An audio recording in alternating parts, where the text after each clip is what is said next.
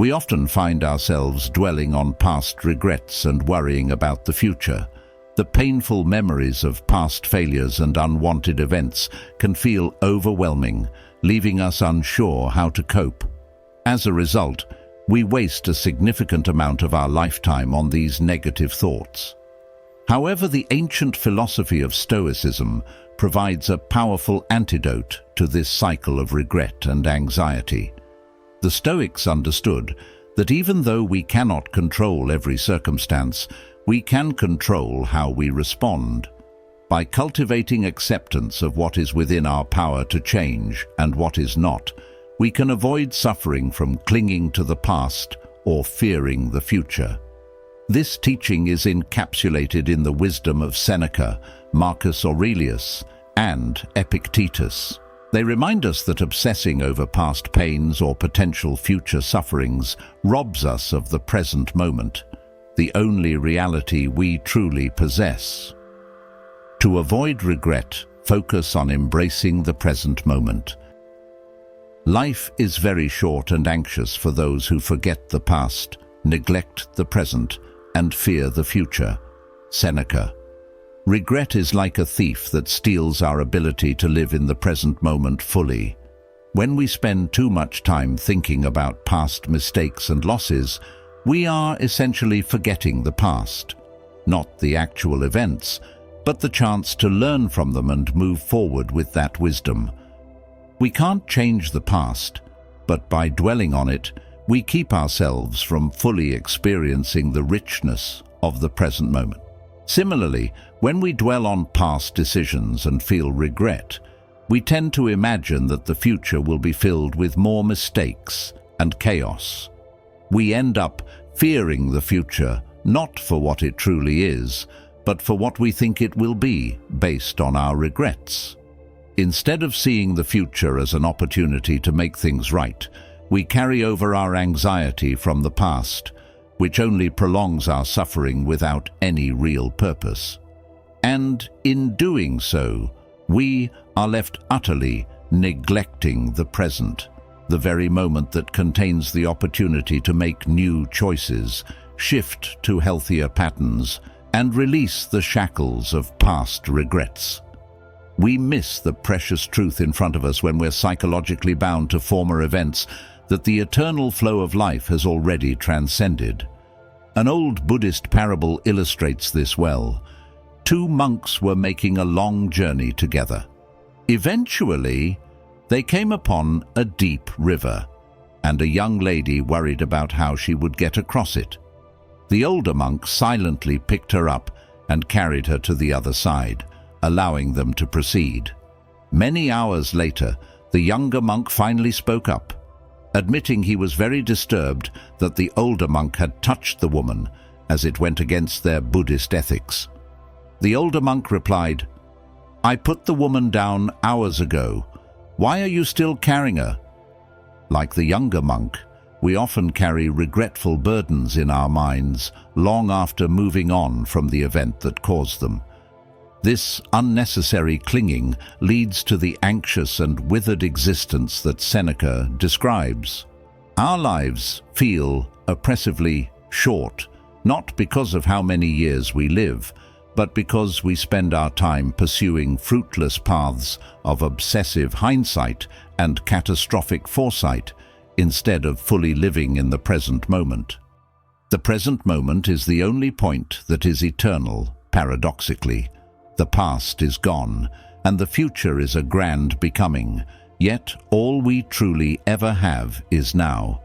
Neglecting this truth in favor of mentally rehashing old disappointments and dreading future repeats of them is squandering the vitality and fresh possibility that this moment always offers. Consider this scenario. Picture someone constantly weighed down by regret over a past relationship or marriage that didn't work out. They dwell on what they could have done differently and are tormented by thoughts of what might have been. Meanwhile, they have the chance to start a new relationship with someone wonderful, but they are unable to fully embrace this opportunity because their past grief and self-judgment still haunt them. As a result, they miss out on the possibility of forming new, happy connections because they are stuck in the past. It's essential to let go of the lingering pain from past experiences and fully embrace the present and future, or consider the professional who made a terrible mistake early in their career that led to consequences like firing or demotion. Of course, they feel deep regret throughout the events. But suppose they remain endlessly absorbed in remorse and shame. In that case, they will be blinded to the insight their transgression offered and their ability to apply that learning toward achieving true mastery in their work and becoming an upstanding success. The path forward remains covered if we overindulge in rear-view mirror reflections that provide no new perspectives. The Stoics understood that while we cannot control what has happened or alter events already etched into the past, we command sovereignty over how we choose to meet the new moment we have entered. Will we contaminate it by carrying excess baggage from before? Or will we arrive fully present and ready to engage wisely with a fresh mind? In any scenario where regret threatens to consume us, we must pause and firmly reorient ourselves to this present reality alone. The past can be a teacher, but never a resident to which we endlessly return. With mindful presence, we accept what has occurred, discern any worthy lessons, and immediately turn our attention to the living truth and what virtuous thoughts or actions it now makes possible.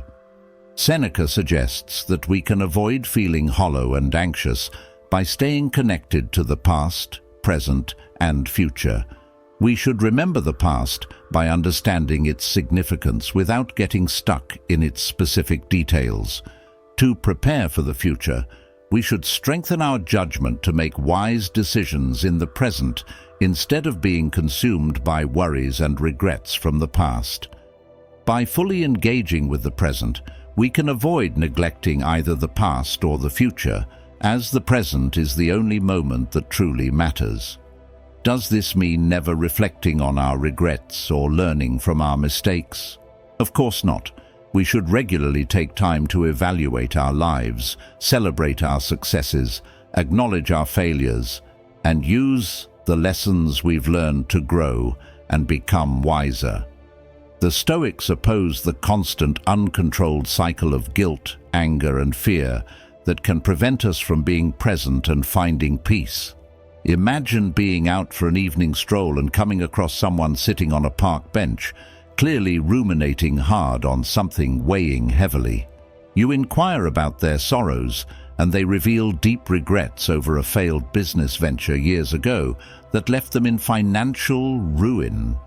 As the sun sets, you may acknowledge the gravity of those challenges, but then ask, what does obsessively returning to that particular past instance do to improve your life right now in this present moment? Will stewing on that regret produce any new ideas or paths forward? Or is it simply reopening an old wound that has already been cauterized by the progression of time and events?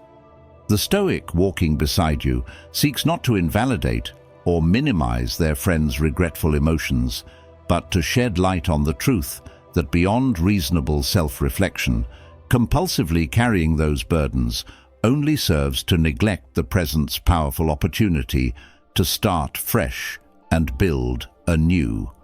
The pain happened and is understandable to feel, but to relive it endlessly denies the profound gift of being here, now, with another chance to do things better aligned with our values and ideals.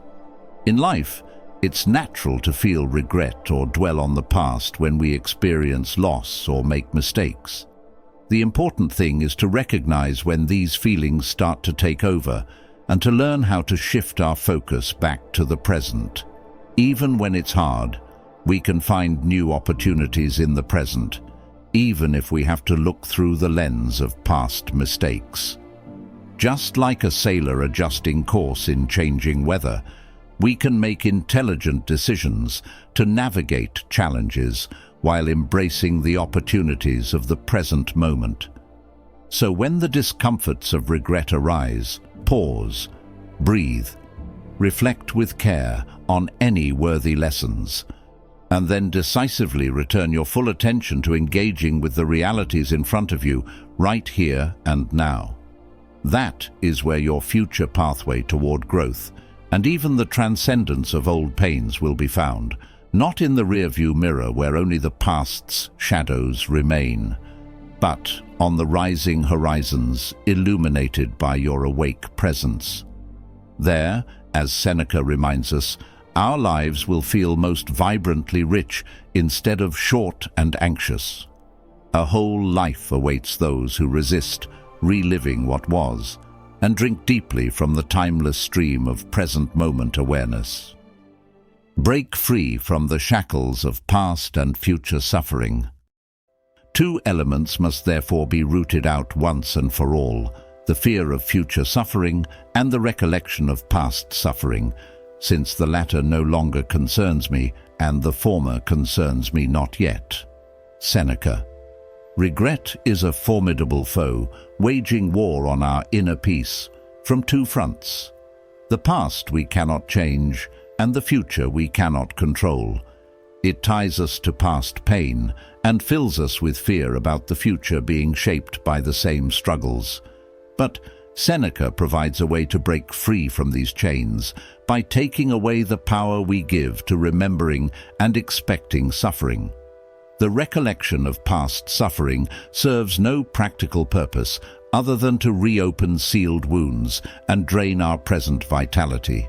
Whatever happened to trigger that suffering has already passed into history and cannot be changed.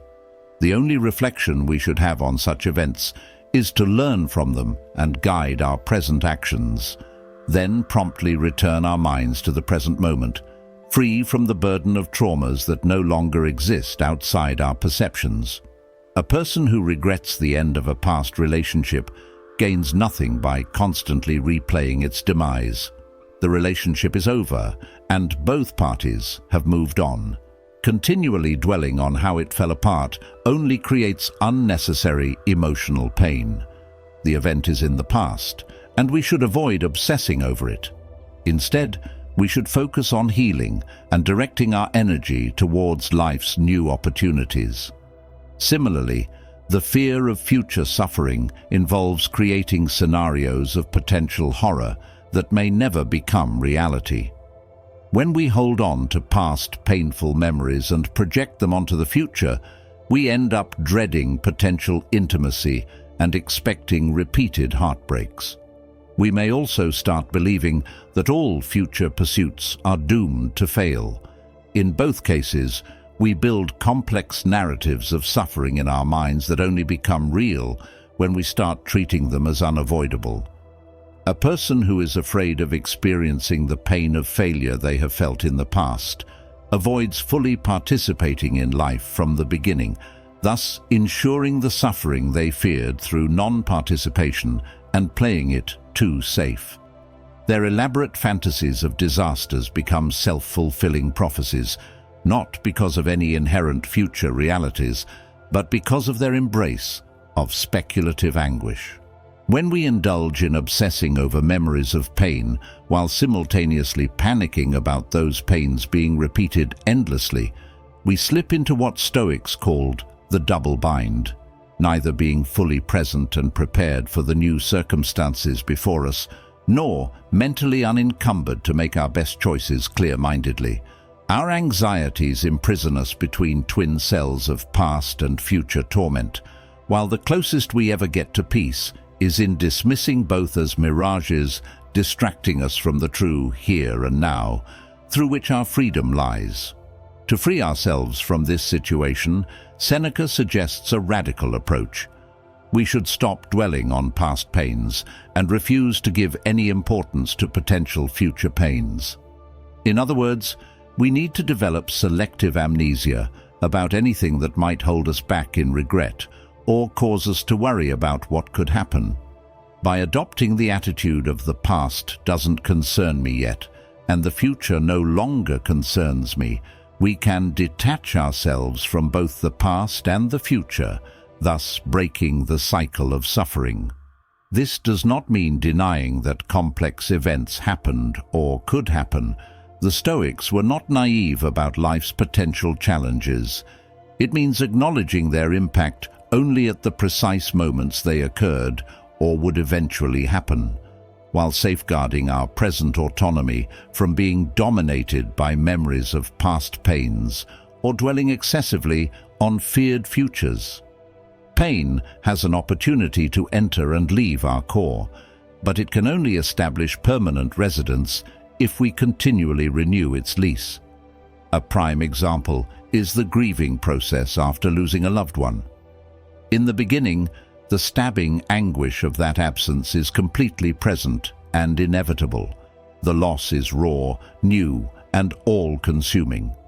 In those times, we cannot avoid that past suffering replaying itself vividly. No spiritual practice can immediately override those intense human emotions of grief. However, as time passes and we adjust to our newly shaped reality, there comes a point where continuing to linger obsessively on every regretful memory serves no further purpose. We must put that pain's pictures into their proper frame of remembrance, but not drag them into this present moment and insist on reliving them wholly and vividly as we did when it was fresh. To the contrary, doing so is to ignore Seneca's wisdom. We defy the truth that the latter no longer concerns me, and instead keep that part of our consciousness continually tangled in an ending that has already ceased being part of our immediate story. In grieving, we consistently look ahead with worry as well, wondering how we'll navigate this new existence without our loved one's light warming it. We conjure up endless fear scenarios. How will I make it through future events without them by my side? What if their absence is so devastating it destroys my will to go on living joyfully and purposefully? In doing so, Seneca notes, we forget the former concerns me not yet. The imagined future scenarios we worry about may never happen as we expect. Even if some version of them does occur, worrying about them in advance only drains us of the energy we need to be fully present as we move forward step by step. Whether in regret or excessive worry, these twin tendencies remain our greatest lurking psychological saboteurs, threatening to swallow us in recursive self-torture. When we get trapped in their clutches, we lose access to the true wealth and vitality of living open-eyed in the moment. Seneca's antidote is to muster the willpower of radical presence, resisting the impulse to turn past and future into bottomless fonts of rumination and anxiety. We must confine our challenges to their proper moments and embrace the profound liberty that presence brings in, insulating us from regret's haunted refrain or panic's obsessive dress rehearsals of doomsdays. Does this mean ignoring all past lessons and never considering future contingencies? Of course not. The Stoics were immensely proactive and prepared people. It means relocating those considerations to their proper domains instead of allowing them to contaminate our experience of this inviolable present moment with unnecessary burdens. The pain happened. Make peace with it. The obstacles ahead may or may not arrive as imagined. Be prudent, but not pained by the fantasizing. Then breathe fully into what surrounds you right here, right now. This judicious presence is the key to living authentically without regret devouring us from both sides. Like a masterful commander on the battlefield, we take stock of prior tactical missteps to sharpen our understanding while planning contingencies based on potential new attacks. But we do not get caught licking old wounds while cowering at hypothetical future wounds.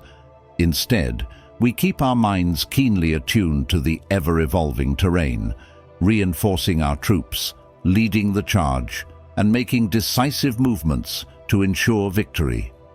The past becomes but a memory to strengthen us, the future an eventuality left to unfold, as it will through our right actions now. Yes, suffering is inevitable in life to some degree. We will all make mistakes, know losses, and inevitably vacate this earthly plane.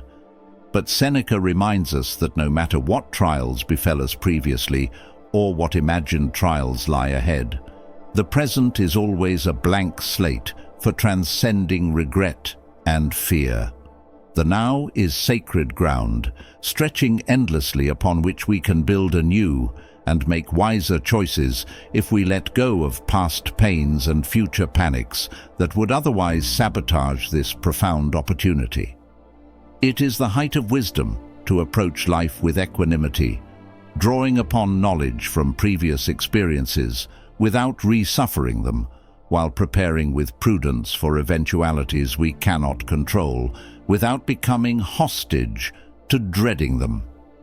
Herein lies our ultimate freedom, being everywhere present and therefore fully armed to craft our most masterful existence, freed from regret's twin prisons of reliving what was and pre-living what may never come to pass. You possess only the eternal present. Then remind yourself that past and future have no power over you, only the present, and even that can be minimized. Marcus Aurelius. While Seneca instructs us to root out obsession with former and potential future sufferings, Marcus Aurelius builds on this by bluntly reminding us that the past and future are metaphysical phantoms that we falsely allow to haunt our hearts and minds. They have no tangible reality or power over you. We empower them by fixating on times that, quite literally, do not exist.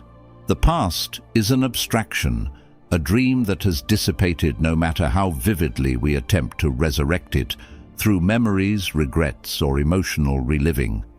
And the future is an even more tenuous fantasy, a becoming that is forever unmade until the very instant it emerges as the present moment. To borrow anguish or anxiety from these ghostly non-realities is akin to suffering over figments of our imagination. Aurelius emphasizes even more strongly that we should not be disturbed by things that do not actually exist.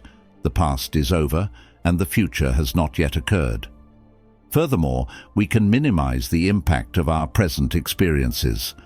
This powerful suggestion captures the core teaching of the Stoics. Although we cannot control every circumstance in our lives, we do have control over how much significance we allow each occurrence to have. We all know people who seem intensely thrown by even the most minor matters. A stubbed toe launches them into dramatic tantrums, or a brief rain shower ruins their entire day's contentment. Meanwhile, we've witnessed others who endure even severe challenges, like grave illnesses or the loss of loved ones, with supreme grace and poise. The situations were not necessarily different, but people's responses and adopted viewpoints dictated their radically divergent impacts. One person allowed the present to loom as largely as past regrets or future catastrophic thinking. The other minimized its control over their emotional equilibrium. Once again, this is not about denying genuine pain or being indifferent when major life changes require us to be moved in human ways. It's about consistently allowing small things to occupy a large space in our minds, to the extent that our experience of the present becomes exaggerated into overwhelming concerns, disrupting our clarity and balance. When we follow Aurelius's advice to reduce our reactivity to the flow of thoughts, feelings, and impulses that carry us through each new moment, we enhance our ability to face life's blessings and challenges with true composure. So, we are charged with a threefold practice. 1. Not lending legitimacy to wallowing in the non-reality of the past. 2. Not infusing the non-reality of the future with our fearful fiction. 3. Meeting the grand truth of the present as lightly and purposefully as possible. This ultimate vigilance over what we allow to linger in our headspace liberates us to embrace each brilliant moment as it blooms openly, without yesterday's regrets or tomorrow's dreads crowding out our felt experience of its revelations.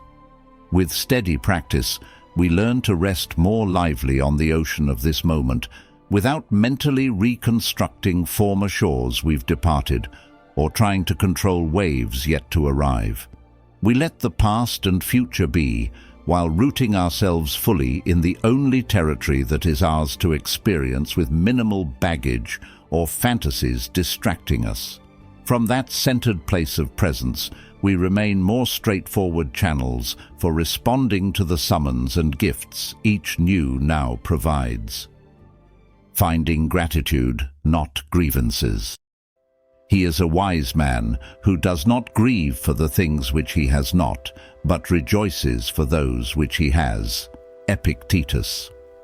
A powerful complement to Seneca and Aurelius' teachings on transcending past-future obsessions is Epictetus's guidance on curtailing our grievances over what we lack, while actively cultivating gratitude for what we've been graced with in this life. At its core, the bent for regret and thought originates from becoming fixated on lacks, omissions, failures, or disappointments at the expense of appreciating the abundant blessings surrounding us each day. When we catch ourselves dwelling on regrets about things we missed out on or haven't achieved yet, it puts us in a mindset of scarcity and emotional lack. It's natural to feel some sadness and longing for unmet needs or desires, but allowing them to turn into total grievances traps us in a cycle of feeling constantly deprived, crippled, or victimized by reality for not giving us what we feel entitled to have. Epictetus describes the sage as avoiding unnecessary distress by changing how he views his desires and expectations. Instead of automatically feeling sad about things he hasn't obtained or experienced, he focuses on being thankful for what he already has. This slight shift in perspective completely changes the leading tone of our lives from lack and anxiety to gratitude and satisfaction.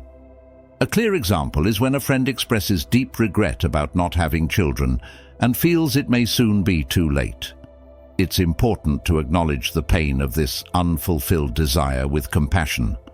However, the friend might then start to dwell on all the things they feel they're missing out on, like not experiencing their child's important moments, being unable to share family knowledge, and giving up on the dream of having a big extended family.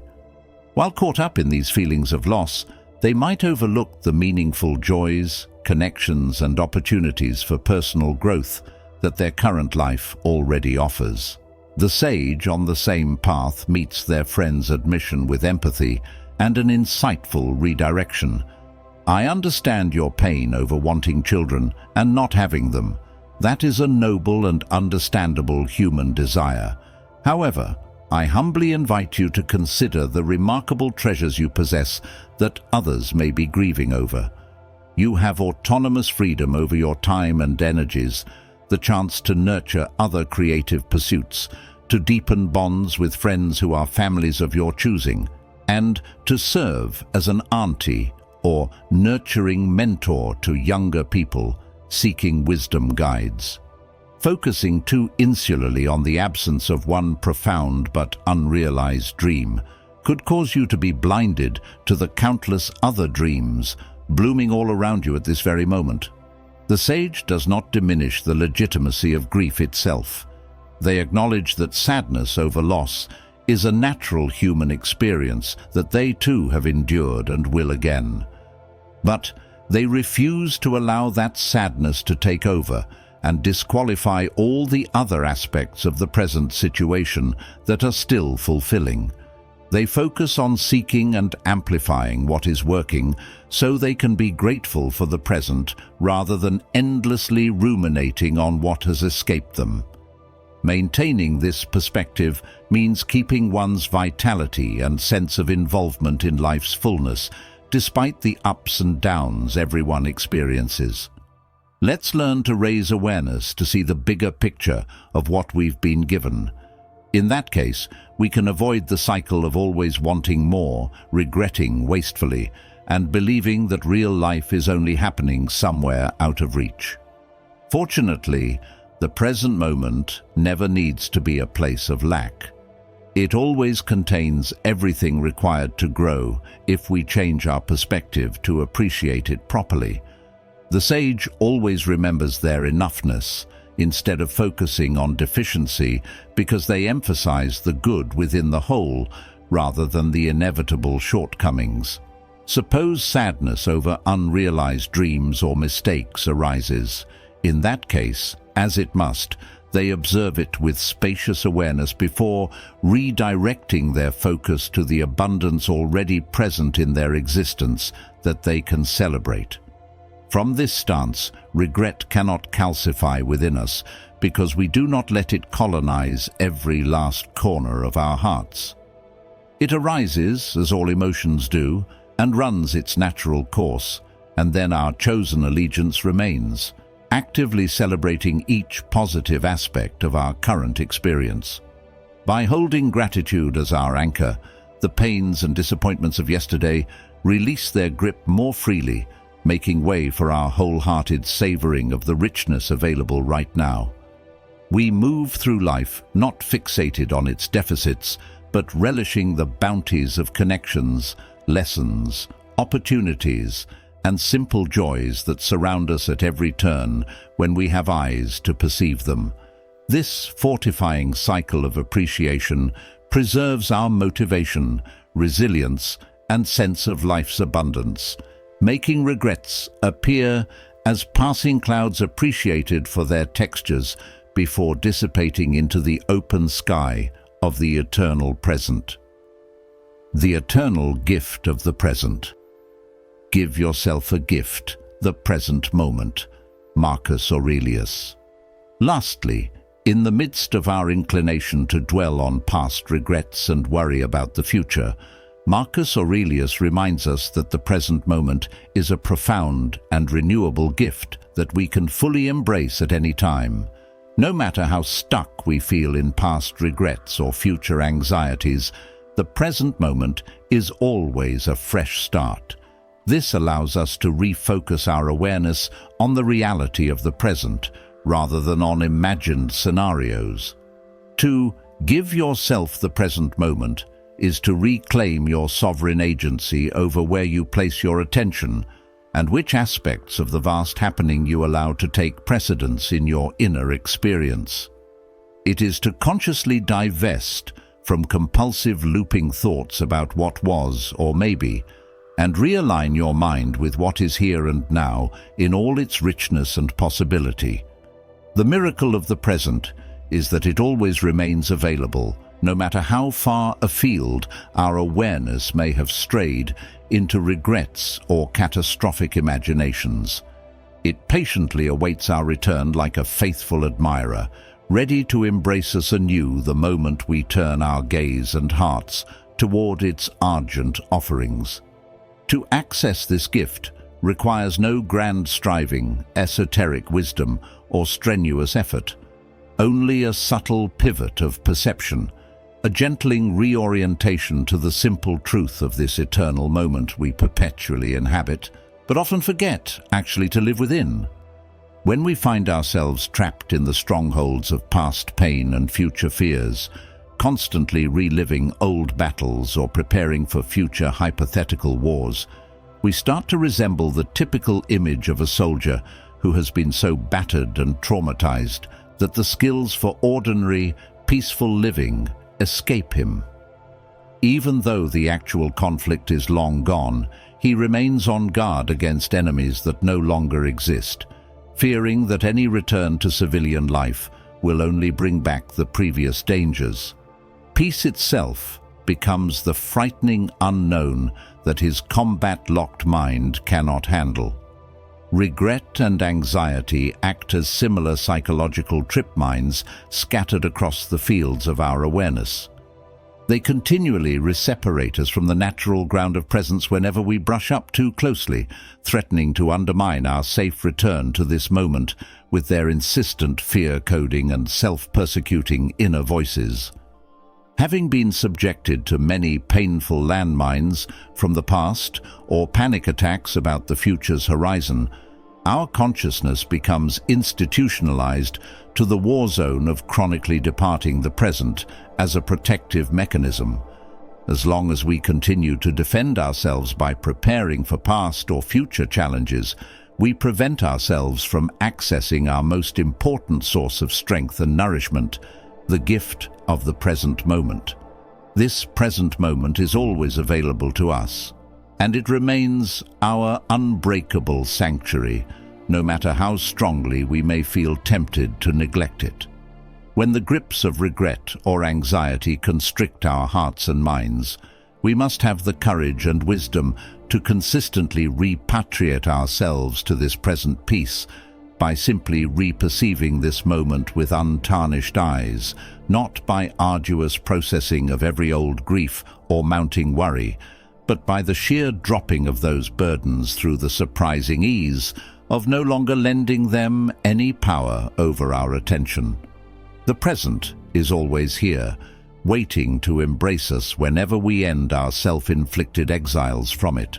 Much like the wizened elder in villager stories who hermits away in a cave only to re-emerge, bestowing sage wisdom earned through years in stillness, the present moment contains the keys to unlocking our most fearless and unobstructed selves when we allow its marvels to infuse us anew.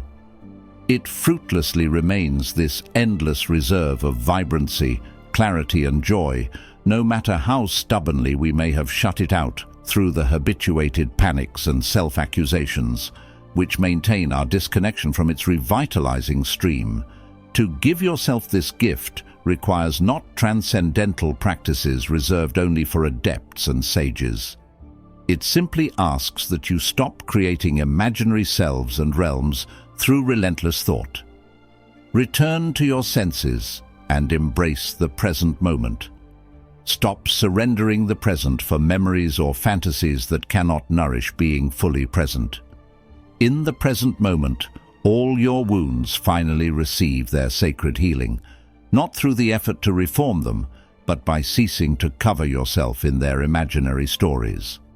When you truly embrace the present moment as the most valuable gift, you allow it to break through all barriers and complications to revive your true essence, the part of your spirit unaffected by past baggage or worries about the future. It doesn't have to be seen as an incredibly difficult achievement, just a repeated adjustment to the simple truth that the present moment always supports you, and only your mistaken beliefs could make you think otherwise. Approached with this profound ease and receptivity, the present ceaselessly regenerates us, not through manipulated positivity monologues or zealous avoidance of our humanity's darker frequencies. It does so naturally when we develop the wisdom to meet it without immediately departing its open clearing of grace for the confining dungeons of past-future fixations. All the density we've allowed to encrust around our hearts and minds melts back into the pure flow of this moment whenever we stop treating it as something to escape.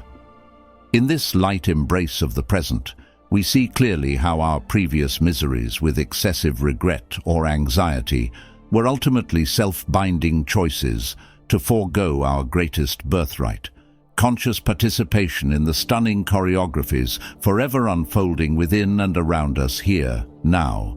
Whereas all our self-mortification stemmed from falling backwards or slanting forward across planes of existence that were mere echoes, this moment is the one abiding truth of being that we can meet with unwavering poise and celebration.